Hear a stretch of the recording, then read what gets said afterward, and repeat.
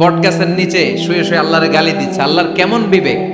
ইয়া বড় বট গাছ, আর বট ফলগুলা এত ছোট ছোট। আর লাউ গাছ আর কুমড়া গাছের এটা কি খুব মোটা না চিকন? চিকন হয়ে এরকম বেড়ে ওঠে লাউ গাছ। লাউ গাছরে দিল আল্লাহ এত চিকন করে, ফল দিছে এত মোটা। আর এত বিশাল বড় বট গাছ, এটার ফল হলো এত ছোট। তো আল্লাহর গালি দিতে দিতে কোন সময় যে ঘুমাই গেছে নিজেও জানে না। হঠাৎ করে নাকের মধ্যে ছটাং করে বট ফল পড়ছে একটা, লাভ দিয়ে উঠছে, নাক দিয়ে রক্ত বের হওয়া শুরু হয়েছে। রক্ত মুছতে মুছতে মনে মনে ভাবে, আসলেই তো আমি বড় একটা উল্লুকা পাঠা। আজকে এই বট গাছের মধ্যে যদি লাউয়ের মতো ফল দিত, কুমড়ার মতো ফল দিত, আমার নাকের উপরে ওই লাউ আর কুমড়া পড়লে আমি থাকতাম না, আমি বিদায় হয়ে যেতাম, মক্কা পেয়ে যেতাম, ঠিক কিনা? যেখানে যেটা যেভাবে যতটুকু দরকার তার নাম, চিৎকার করে তার নাম। আল্লাহ বললেন, আমি হলাম রব্বিল আলামিন, জগৎ সমূহের রব। আলাম মানে একটা জগৎ, আলামিন মানে অনেক জগৎ, মাল্টি ডাইমেনশনাল ইউনিভার্স। উদ্ভিদ জগতের রব তিনি, প্রাণী জগতের রব তিনি, সাগর জলের অতল গহ্বর জগতের রব তিনি, মহাকাশের জগতের রব তিনি, সৌর জগতের রব তিনি, অদৃশ্য জগতের রব তিনি। চিল্লায় বলেন ঠিক কিনা? এজন্য আল্লাহ বললেন, আলহামদুলিল্লাহি রাব্বিল আলামিন, যত জগৎ আছে সব জগতের রব আল্লাহর জন্য প্রশংসা। রাজি আছেন? আরো শুনবেন? শেষ করে দেই। আর রহমানির রহিম, তিনি দয়ার সাগর, তিনি দয়ালু, তিনি মায়াবী, তার মায়ার শেষ নাই, তার দয়ার শেষ নাই, তিনি দয়ার সাগর। আল্লাহ তুমি দয়ার সাগর, রহমানুর রহিম, তোমার দয়াই পূর্ণ আমার সারা নিশিদিন। সুবহানাল্লাহ পড়েন। আল্লাহ বলেন, রাহমাতি ওয়াসিআত কুল্লা শাই, সব জায়গায় আমার রহমত বিস্তৃত। এমন কোন জায়গা নাই যেই জায়গায় আমি আল্লাহর রহমত নাই। আল্লাহর রহমত ছাড়া পৃথিবীতে কিছু হয় নাকি? এই যে আজকে বসে আছি, ওয়াজ শুনতেছি, কার রহমতে? কার দয়ায়? আল্লাহ বললেন, এই রহমত, দয়ার, ভালোবাসারে আমি সৃষ্টি করার পরে 100 টুকরা করলাম। কয় টুকরা? 100 টুকরা করার পরে নিজের মধ্যে আমি 99 টুকরা দয়ার ভালোবাসা রেখে দিলাম। এক টুকরা দয়া মায়া পৃথিবীর সবার মাঝে ঢেলে দিলাম। সাইয়েদনা আদম থেকে শুরু করে up to the day of judgement, কিয়ামত পর্যন্ত সবার মাঝে আল্লাহ রহমতের এক টুকরা দিছে, ছিটে ফোঁটা। হুজুর পাইছে একটু, আমি পাইছি একটু, উনি পাইছে, উনি, সবাই মিলে আমরা এক ফোঁটা ভাগে চোখে পাইছি দয়ার ভালোবাসা। সবাই মিলে এক ভাগ ভালোবাসার, আর 99 ভাগ ভালোবাসা কার? ওনার ভালোবাসা বেশি না কম? এক ভাগ ভালোবাসা আমরা পেয়ে পৃথিবীতে ভালোবাসার গানের শেষ নাই, ভালোবাসার মুভির শেষ নাই, ভালোবাসার উপন্যাসের শেষ নাই। আবার আইয়ুব বাচ্চু বলছে, সব ভালো তুই একা বাসিস নে, একটু ভালোবাসিতে দিস মোরে। আছে না নাই? কত ভালোবাসা, চিন্তা করছেন? এক ভাগ ভালোবাসা আমরা পেয়ে কত ভালোবাসার গান, নাটক, সিনেমা। তো এক ভাগ ভালোবাসার ঠেলা যদি এমন হয়, যার মধ্যে তিনি 99 টুকরা ভালোবাসা রেখে দিয়েছেন, তার ভালোবাসাটা কত? এক টুকরা ভালোবাসার নমুনা হিসেবে আমরা দেখি, ছেলের জন্য বাবা জীবন দেয়, আছে না নাই? ছেলেরে অ্যাক্সিডেন্ট থেকে বাঁচাতে যে ছেলেটারে ধাক্কা মেরেছে, গাড়ি এসে বাবারে থেতলে ফেলেছে। বন্যার পানিতে মা ডুবে যায়, ছোট কন্যাটারে বালতির মধ্যে ধরে রেখেছে, পানি খেতে খেতে মা দুনিয়ায় নাই, মেয়েটা মরে নাই, আছে না নাই? এক টুকরা ভালোবাসার ছিটে ফোঁটা তুমি পেয়েছো। তার নমুনা যদি এমন হয়, 99 টুকরা ভালোবাসা নিয়ে যিনি আরশের উপরে আছে, তার দয়া কত? Do you feel that? Do you imagine that? আপনি কি এটা ফিল করেন? আপনাকে ফিল করতে হবে। এজন্য আল্লাহ বলে, গোলাম 24/7, 24 ঘন্টা আমার দরজা খোলা। কত পাপ করেছিস, কত অন্যায় করেছিস, কত পর্নোগ্রাফি দেখেছিস, কত হিন্দি সিনেমা দেখেছিস, কত অশ্লীল মেয়েদের নাচ দেখেছিস, রাত্রিবেলা নেকেড ভিডিও দেখেছিস, কত অন্যায় করেছিস, আজও আমার দরজা তোর জন্য খোলা, আছে না নাই? চোখের পানি ছাড়, যায় নামাজটা বিছিয়ে দে, 2 রাকাত নামাজ পড়ে আমারে ডাক দে, ডাক দেওয়ার সাথে সাথে তোর দোয়া কবুল হয়ে যাবে। কত পাপ করেছিস, আল্লাহ ডেকে বলে, তোর পাপ যদি হয় খালের পানির সমান, বিলের পানির সমান, আমি আল্লাহর দয়া তো সাগরের পানির সমান। তোর পাপ যদি হয় পাহাড়ের সমান, জেনে রাখ আমি আল্লাহর দয়া আকাশের সমান। ভরসা লাগে? আল্লাহর উপর ভরসা লাগে না? মনে রাখবেন, এখানে আমরা সবাই পাপী। আমরা কি? কুল্লুকুম খাত্তাউন খায়রুল খাত্তাইন আত-তাওয়াবুন। সবাই পাপী, কিন্তু সবচেয়ে ভালো পাপী ওই পাপী যেই পাপী পাপ করার পরেই তওবা করে। তওবা করতে রাজি আছেন তো? যত পাপ আপনার হোক, টেনশন নাই, আমাদের ভরসা একজনের উপর। চিল্লায় বলেন, তিনি কে? বনি ইসরাইলের এক আবেদ 100 বছর ইবাদত করেছে। কিয়ামতের দিন আল্লাহ খুশি হয়ে বলবেন, ও আল্লাহর ওলি, উদখুলিল জান্নাতা বিরহমাতি, go to the paradise with my mercy. আমার দয়ায় আর ভালোবাসায় জান্নাতে ঢুক। আল্লাহর ওলি বলবে, বালবি আমালি, আপনার দয়া দিয়ে জান্নাত কেন? আমার আমল দিয়ে যেতে চাই। আমি নামাজ তো কম পড়ি নাই, তো দয়া লাগবে কেন আপনার? আল্লাহ বলবেন, তাই? আমার দয়া ছাড়া তুই জান্নাতে যেতে পারবি? কি আমল করেছিস তুই? ওকে, লেটস মেক এ ক্যালকুলেশন। চল একটা হিসাব করি। তোর শত শত বছরের তাহাজ্জুদ গুলারে এক পাল্লায় রেখে দে।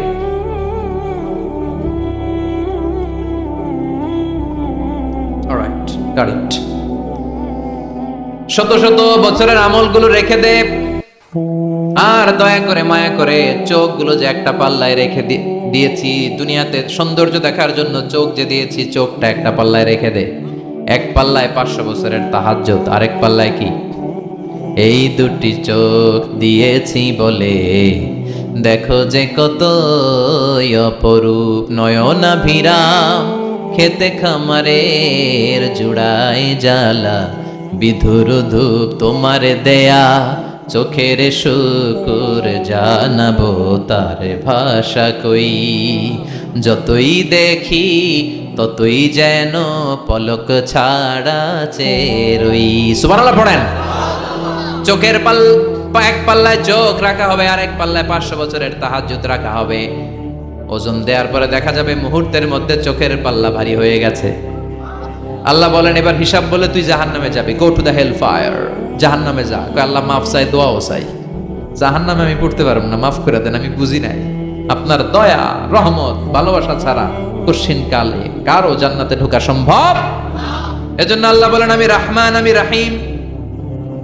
এরপর আল্লাহ বললেন, মালিক ইয়াউমিদ্দিন, আমি হলাম বিচার দিবসের মালিক। কোন দিবসের মালিক? যেই দিবসে কেউ কাউরে চিনবে না। পীর সাহেব মুরিদরে চিনবে না, মুরিদ পীর সাহেবরে চিনবে না, বাবা ছেলেরে চিনবে না, ছেলে বাবারে চিনবে না, নেতা কর্মীরে চিনবে না, কর্মী নেতারে চিনবে না, ভাই বোনরে চিনবে না। সূর্যটা মাথার কাছে চলে আসবে। সূর্যের তাপে মানুষের মাথার মগজগুলো গলে গলে নাকের ছিদ্র আর কানের ছিদ্র দিয়ে বেয়ে বেয়ে পড়বে। সবাই উলঙ্গ, নেকেড, সবার মুখে ইয়া নাফসি ইয়া নাফসি। সেই বিচার দিনের মালিক একজন, চিল্লায় বলেন, তিনি কে? এরপর আমরা পরিচয় দিলাম, ইয়াকা না'বুদ, আল্লাহ শুধুই আপনার ইবাদত করি, ওয়া ইয়াকা নাস্তাঈন, শুধু আপনার কাছে আমরা সাহায্য চাই। এবার দাবি দাওয়া, ইহদিনাস সিরাতাল মুস্তাকিম। ও Allah, show us the right path, show us the correct path. আমাদেরকে পথ দেখায় কে? এরপর আল্লাহরে বললাম, আল্লাহ সিরাতাল্লাযীনা আন'আমতা আলাইহিম, ওই শ্রেণীর পথ দেখান যে শ্রেণীর উপরে আপনি নিয়ামত বর্ষণ করেছেন। এই শ্রেণী হলো 4 শ্রেণী। চিল্লায় বলেন, কয় শ্রেণী? আওয়াজ করে বলেন। 1 নম্বরে নাবিয়িন, সিদ্দিকিন, শুহাদা, সালিহিন। বলেন, নাবিয়িন, সিদ্দিকিন, শুহাদা, সালিহিন। নবীরা যাদের কাছে ওহী আসতো ওনারা মাসুম। সিদ্দিক হচ্ছে সত্যের ব্যাপারে আপোষহীন, তাদের লিডার হচ্ছে আবু বকর সিদ্দিক। শুহাদা, আল্লাহর জমিন, আল্লাহর দ্বীনকে বাস্তবায়নের জন্য তাজা রক্ত ঢেলে যারা শহীদ হয়েছে, ঠিক কি না? আমাকে শহীদ করে সেই মিছিলে শামিল করে নিও, যে মিছিলের নেতা মীর হামজা, খুবাইবে খাব্বাব, আল্লাহর কাছে ছিল অতি প্রিয়, শামিল করে নিও। পড়েন আমিন। এই 4 শ্রেণীর পথ আল্লাহ তুমি আমাদের দাও। গায়রিল মাগদুবি আলাইহিম ওয়ালাদ-দাল্লিন, 2 শ্রেণীর পথ থেকে আমরা পানাহ চাই। এক হলো গায়রিল মাগদুবি আলাইহিম, যাদের উপর তোমার রাগ, তোমার গোসা, তোমার ক্রোধ, লানত প্রাপ্ত ওই ইহুদি জাত থেকে আমরা পানাহ চাই। ওয়ালাদ-দাল্লিন, ভ্রষ্ট যারা, নাসারা। সব মুফাসসিররা একমত যে আল মুরাদু বি আল মাগদুবি আলাইহিম আল ইয়াহুদ ওয়াল মুরাদু বিদ-দাল্লিন আন-নাসারা। সব মুফাসসিররা পৃথিবীতে একমত যে মাগদুব আলাইহিম দ্বারা বোঝানো হয়েছে ইহুদিদেরকে। পৃথিবীর সবচাইতে টেরা জাতি, নিজেদের 70,000 নবীকে নিজেরা জবাই করেছে। নাউজুবিল্লাহ পড়বেন না। বিশ্বনবীকে হত্যার ষড়যন্ত্র করেছে, ছাগলের গোশতের মধ্যে বিষ মাখিয়ে আমার বিশ্বনবীরে খাওয়াতে চেয়েছে। এমনকি বিশ্বনবী ইন্তেকালের পর বিশ্বনবীর লাশ মোবারক চুরির ষড়যন্ত্র করেছে। এরা সবচেয়ে বড় সুদখোর, সবচেয়ে বড় মুনাফিক, সবচেয়ে বড় বাটপার। এই জাতিটার নাম হচ্ছে ইহুদি। এইডস এর ছড়াছড়ি পৃথিবীতে ছড়িয়েছে ওরা। বম্বিং হামলা, বোমা হামলা কারে বলে, ককটেল ফুটানো, গ্রেনেড হামলা পৃথিবীবাসী জানতোই না, ওরা শিখিয়েছে। বিমান কেমন করে পাইলটকে হাইজ্যাক করে ছিনতাই করতে হয় ওরা শিখিয়েছে। এজন্য ওদের সাথে মুসলমানদের কোনো সম্পর্ক নাই। চিল্লায় বলেন ঠিক কি না? এরপরে ওয়ালা দলিন, যারা ভ্রষ্ট, পথভ্রষ্ট, ঈসা আলাইহিস সালাম রে মানতে মানতে আল্লাহর ছেলে বলে দাবি করে, ওই নাসারাদের থেকেও আমরা পানাহা চাই। ঠিক কি না? এই সুন্দর প্রার্থনা যখন আমরা করলাম, এখন আমিন বলার দরকার আছে না নাই? আওয়াজ করে পড়েন আমিন। নামাজ শেষে আপনারা পড়বেন আমিন। যেই মসজিদে আওয়াজ করে আমিন, আওয়াজ করে পড়েন। যেখানে ফিস ফিস ফিস ফিস করে পড়বেন, তবে মিস করেন না।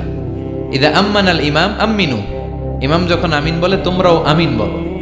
তোমরা যখন আমিন বলো ফেরেশতারাও আমিন বলে।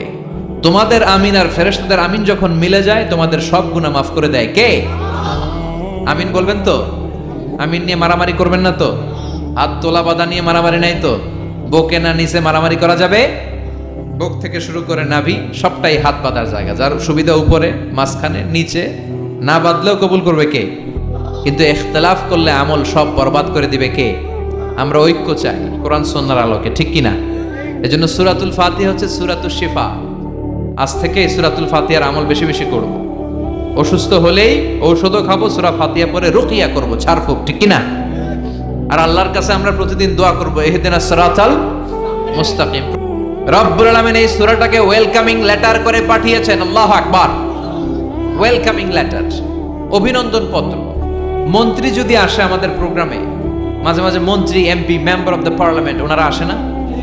আসলে আমরা ওয়েলকামিং লেটার দেই, স্মারকলিপি দেই, অভিনন্দন পত্র দেই। ঠিক কিনা? অভিনন্দন পত্রের ভেতরে তিনটা জিনিস থাকে। কয়টা? চিল্লায় বলেন। প্রথমে থাকে প্রশংসা, মন্ত্রীর প্রশংসা।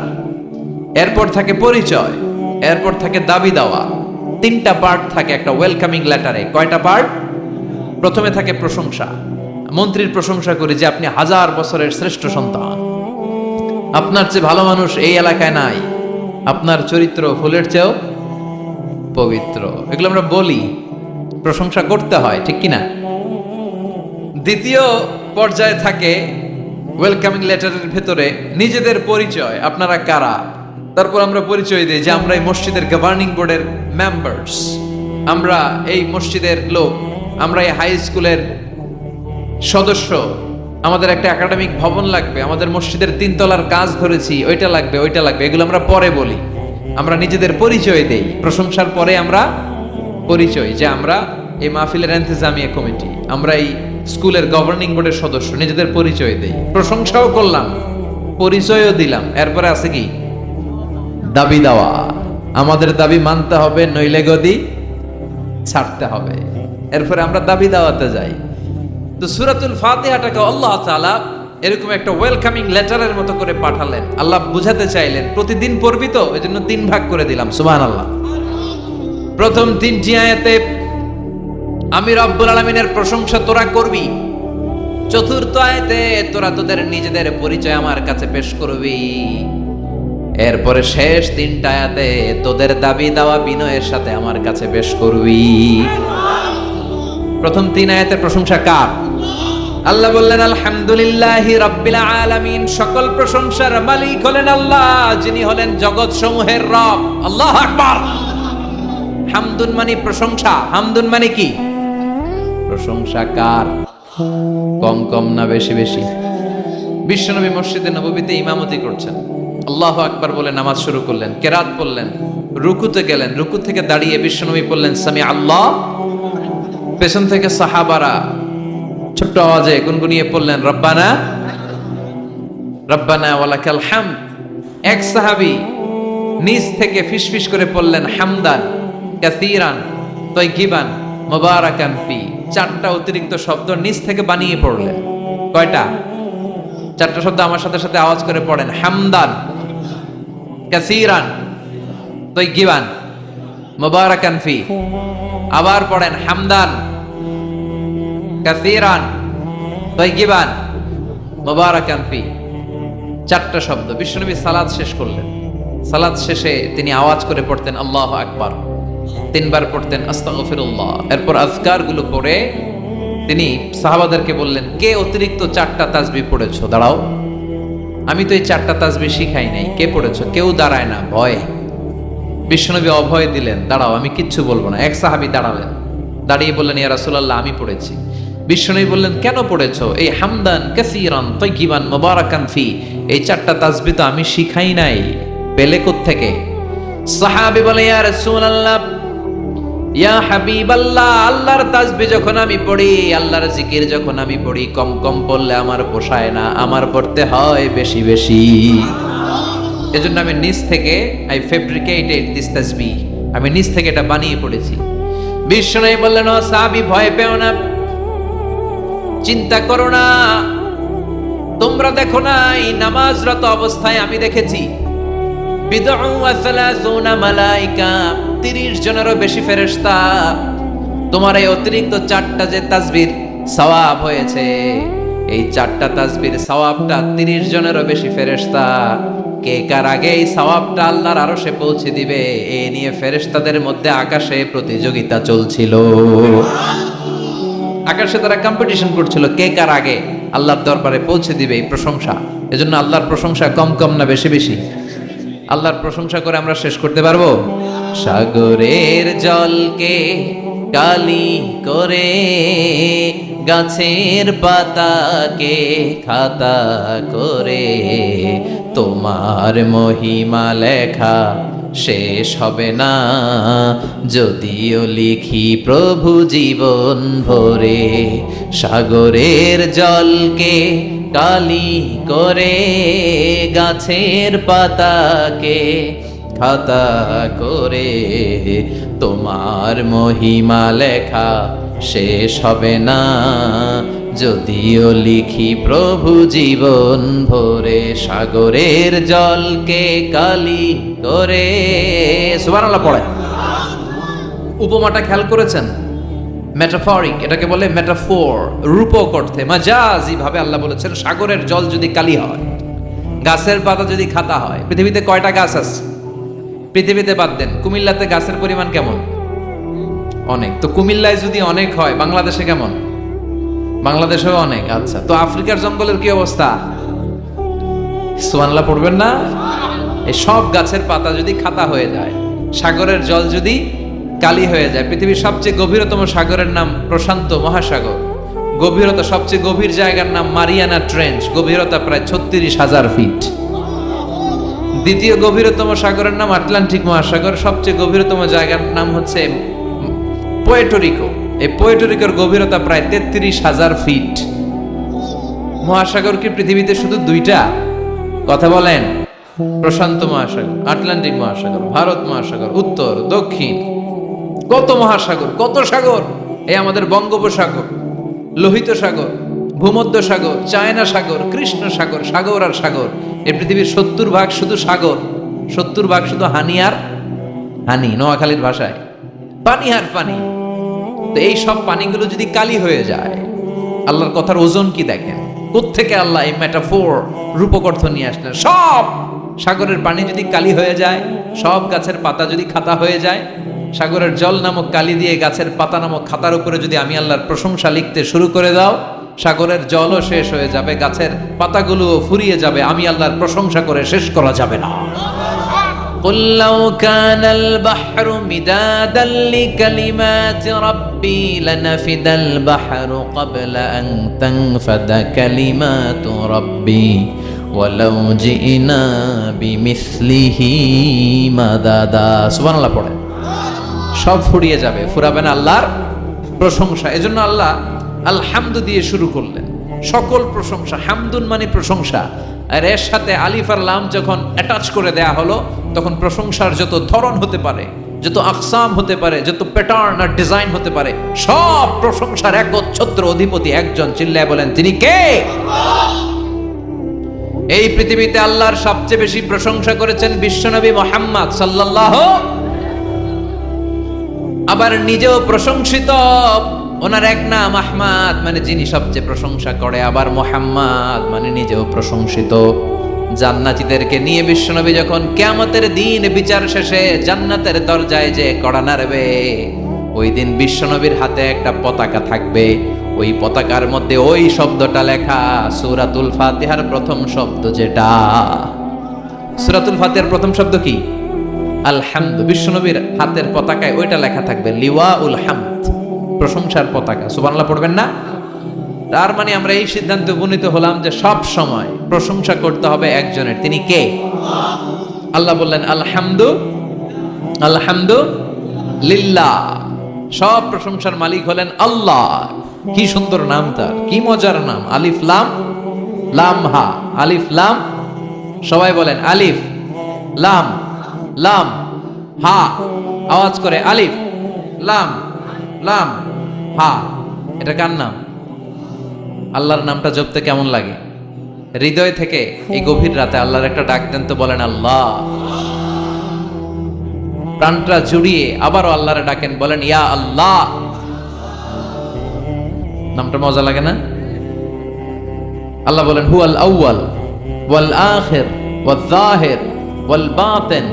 তিনি প্রথম, তিনি শেষ, তিনি প্রকাশ্য, তিনি গোপন। সুবহানাল্লাহ। তার মানে প্রথমে কে, শেষে কে? প্রথমে আল্লাহ আল্লাহ, শেষেও আল্লাহ আল্লাহ, আকাশে আল্লাহ আল্লাহ, জমিনে আল্লাহ আল্লাহ। সবাই পড়েন, প্রথমে আল্লাহ আল্লাহ, শেষেও আল্লাহ আল্লাহ, আকাশে আল্লাহ আল্লাহ, জমিনে আল্লাহ আল্লাহ। নিখিল জাহান গায়ে গুণগান তার নামে গায়, আমরাও গাহি তাআলা হামদে বারি তাআলা, হামদে বারি তাআলা, হামদে বারি তাআলা। সুবহানাল্লাহ পড়েন। আলহামদুলিল্লাহ। সকল প্রশংসার মালিক কে? আল্লাহ বললেন সকল প্রশংসার মালিক হলাম আমি, আর আমি হলাম রব্বিল আলামিন, জগৎ সমূহের রব। আল্লাহর আরেক নাম হলো রব। আল্লাহর আরেক নাম কি? কবরের প্রথম প্রশ্ন কি? তোমার রব, তোমার রব কে? আমাদের উত্তর কি? আমরা বলবো আল্লাহ আমারে রব, আল্লাহ আমারে রব। দমে দমে তনু মনে তারি অনুভব, আল্লাহ আমারে রব। তোমার দুনিয়াতে আমি যেদিকে তাকাই, অথই নিয়ামতে ডুবে আছি সবাই। পাখ পাখালির গানে শুনি তাসবিহ কল রব, তাসবিহ কল রব, আল্লাহ আমারে রব। ওনার নাম হচ্ছে রব। নাম কি? এজন্য আমরা যখন দোয়া করি, দোয়ার শুরুতে কোন শব্দ থাকে? রব। রব্বানা যালামনা আনফুসানা ওয়া ইল্লাম তাগফির লানা ওয়া তারহামনা লানাকুনান্না মিনাল খাসিরিন। রব্বানা আতিনা ফিদ দুনিয়া হাসানাতাও ওয়া ফিল আখিরাতি হাসানাতাও ওয়া কিনা আযাবান নার। মুসা আলাইহিস সালামের জিহ্বা দিয়ে কথা বের হয় না, উনি দোয়া করলেন রব্বিশরাহলি সাদরি ওয়া ইয়াসসিরলি। তার মানে সব দোয়ার শুরুতে কার নাম? আবার যখন আমরা রুকুতে যাই আমরা পড়ি সুবহানা রাব্বিয়াল। আবার যখন আমরা সিজদায় ঢলে পড়ি আমরা পড়ি সুবহানা রাব্বিয়াল আ'লা। চিল্লায় এখন ঠিক কিনা? রব মানে হচ্ছে সাস্টেইনার, বিধানদাতা, রিজিক দাতা, পালন কর্তা। আল্লাহর একটা নাম হচ্ছে রব। আমাদের রব কে? আল্লাহ। রব কারে বলে একটু সহজে আজকে বুঝিয়ে দিয়ে যায়। রব হচ্ছে যার যখন যেটা যতটুকু দরকার তাকে তখন সেটা ততটুকু যিনি চাওয়ার আগেই দিয়ে দেয়, তার নাম রব। বুঝতে পেরেছেন? সহজ হয়েছে না কথাটা? যার যখন যেটা যতটুকু দরকার তাকে তখন সেটা ঠিক ততটুকু যিনি ফরিয়াদ করার আগেই পৌঁছে দেয়, তার নাম রব। আমাদের যখন যেটা লাগে ব্যবস্থা করে কে? মায়ের পেটে 8 মাস ছিলাম, 9 মাস ছিলাম, 10 মাস ছিলাম। এই 8 মাস 9 মাস আমারে খাবার দিল কে? পানি দিল কে? অক্সিজেন দিল কে? চাইছিলেন? মায়ের পেটে চাইছিলেন না আল্লাহর কাছে যে আল্লাহ ঠিক মতো দিও, টাইমলি খাবার পাঠায় দিও? চাইছিলেন? চাওয়ার আগে যার যা লাগে কে দেয়? তাকে বলে রব। আবার মায়ের পেট থেকে দুনিয়ায় আসলেন, আমার মায়ের জরায়ুর সাথে আমার নাড়ের একটা কানেকশন, একটা লাইন, ওই লাইন দিয়ে আল্লাহ 9 মাস যাবত আমারে পানি দিলেন, খাবার দিলেন, অক্সিজেন দিলেন। সঙ্গত কারণেই দুনিয়াতে আসলে দুনিয়ার মানুষ ওই লাইনটা কেটে দেয় নাকি রেখে দেয়? কেটে দেয়। কেটে দিলে বাচ্চা প্রথম চিৎকারটা দেয়, মানব শিশু প্রথম চিৎকার হাঁকে পৃথিবীতে, ওয়া ওয়া। আমরা শুনি ওয়া, আসলে আল্লাহরে ডাক দেয়। আল্লাহরে ডেকে বলে, মাবুদ, খাবারের, অক্সিজেনের আর পানির একটা মাত্র লাইন ছিল, চিল্লায় বলেন কয়টা? দেখো দুনিয়ার মানুষ কত নিষ্ঠুর। আসার সাথে সাথে কারোর সাথে আমার শত্রুতা নাই, জমি নিয়ে মারামারি নাই, কিলাকিলি নাই, একটা মাত্র খাবারের লাইন দিয়ে 10 মাস বেঁচেছিলাম। মানুষগুলো নিষ্ঠুর, খাবারের একটা লাইন কেটে দিল, এখন খাবো কি? আল্লাহ বলেন, গোলাম, যে আল্লাহ 10 মাস তোরে মায়ের পেটে খাওয়ালাম, ওই আল্লাহ এখনো আছি না নাই? একটা লাইন ছিল মায়ের নাড়ের ভেতরে, খাবারের একটা লাইন। চিন্তা নাই, কষ্ট নাই, দুঃখ নাই। একটা খাবারের লাইনের বদলে আজ থেকে তোর মায়ের বুকের ভেতরে খাবারের 2টা লাইনের ব্যবস্থা করে দিলাম। চাইছিলেন যে আল্লাহ আসার সাথে তো আমার লাইন কেটে দিবে, খানা কিন্তু রেডি রেখে নেন। চাইছিলেন না সবাই? চাওয়ার আগে যার যা লাগে যিনি দিয়ে দেয় তার নাম তাফসীর, বুঝতে পারছেন? এরপরে মায়ের দুধ খেতে লাগলাম। মায়েরা গভীর রাত মাইকের সাউন্ড যাদের কানে যায়, বুকের দুধ খাওয়াবেন ছেলে মেয়েদেরকে। বাচ্চা ডেলিভারি হওয়ার পরেই মায়ের বুকে যে দুধটা, সেটার বলে শাল দুধ। এটা আল্লাহর পক্ষ থেকে বাচ্চার জন্য প্রাকৃতিক টিকা। সুবহানাল্লাহ কইবেন না? আমরা হসপিটালে যে টিকা দেই 5টা 7টা, প্রথম টিকাটা আল্লাহ ফ্রি দিয়ে দিছে। বাচ্চাদের গ্রোথ হবে না যদি না খাওয়ান। খাওয়াবেন, সব মায়েরা খাওয়াবেন। ওয়াল ওয়ালিদাতু ইউরদি'না আওলাদাহুন্না হাওলাইনি কামিলাইন, 2 বছর খাওয়াবেন। যারা বৃদ্ধাশ্রমে থাকতে চান না তারা খাওয়াবেন, আর যারা ডানু খাওয়াবেন তাদের জায়গা হবে কি? ছেলে আমার মস্ত মানুষ, মস্ত অফিসার, মস্ত ফ্ল্যাটে যায় না দেখায় পারে ও পার, নানান রকম জিনিস আর আসবাব দামি দামি, সবচেয়ে কম দামি ছিলাম একে মাত্র আমি। ছেলের আবার আমার প্রতি অগাধ সম্ভ্রম, আমার ঠিকানা তাই বৃদ্ধাশ্রম। কি দুঃখের কথা, মা কেঁদে কেঁদে বলে কোনো মা বাবার জন্য বৃদ্ধাশ্রমে থাকা না লাগে, ঠিক কিনা? তো বৃদ্ধাশ্রমে যারা থাকতে চান না তাদেরকে দুধ খাওয়াবেন, দেখবেন এই ছেলেগুলো এরকম ডাকাত হবে না। আল্লাহ তুমি বুঝার তৌফিক দাও। তার মানে মায়ের পেটে যখন ছিলাম খাবার দিল কে? দুনিয়াতে আসার পরে বুকের দুধের ব্যবস্থা করলো কে? আচ্ছা, মায়ের বুকের দুধ যখন আমরা খেতাম আমাদের দাঁত ছিল? ছিল না। তার মানে দাঁত দরকার নাই, দেয়ও নাই। বয়স আমার 1 বছর 2 বছর যখন হইতে শুরু করলো, একটু বড় হয়েছে, এখন তো শুধু দুধে চলবে না, এখন মাছ খাইতে হবে, গোশ খাইতে হবে, কুরবানির হাড্ডি চাবাইতে হবে, কথা কন। তো এখন আমার দাঁতের দরকার আছে না নাই? দাঁত যখন দরকার ছিল না দেয় নাই, যখনই দরকার তখনই দিছে কে? আবেদন করছিলেন না অনলাইনে? কথা কন।